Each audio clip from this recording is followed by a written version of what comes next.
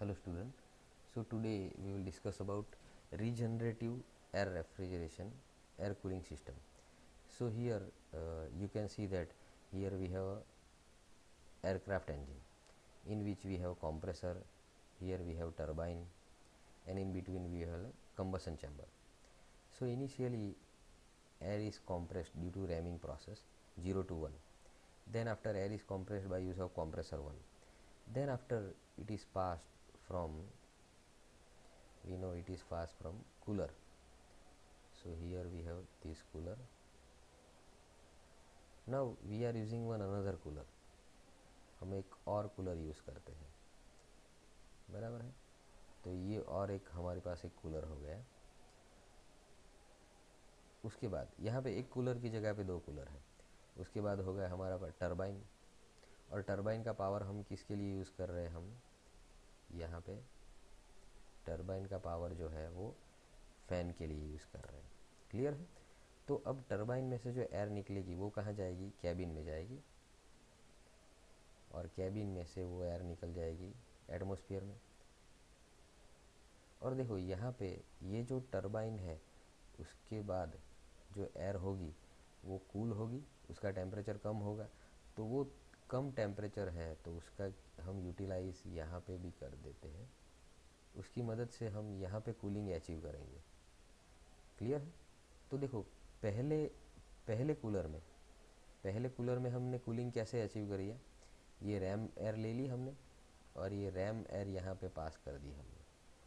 कौन से कूलर में, पहले कूलर में।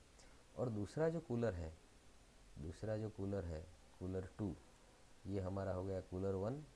कूलर 2 में हमने क्या किया, कौन सी एयर यूज़ की, टरबाइन में से जो बाहर निकल रही है एयर उसका टेम्परेचर थोड़ा कम होगा, तो वो एयर का यूटिलाइज़ करके यहाँ पे कूलिंग हमने अचीव किया। बस यही डिफरेंस है नॉर्मल कूलिंग सिस्टम और रीजनरेटिव कूलिंग सिस्टम में। तो हम उसका डायग्राम देखेंगे। उसके पहले यहाँ पे नंबर लिख देते हैं 1 to 2।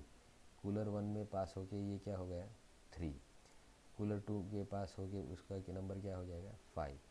इसके बाद यहाँ पे क्या हो गया 4 हो गया, यहाँ पे 5 हो गया, और यहाँ पे हो जाएगा 6। Clear. So this are the point. Now we will draw TS diagram. Now there is only one change in TS diagram. So initially, first of all, ramming 0 to 1, then after we have a compressor from 1 to 2, then after we have cooling 2 to 3. Now this is in cooler 1, this is in cooler 1. Then after we have another cooling, and this is in regenerative cooler. इसको क्या बोलते हैं हम, regenerative cooler. Clear.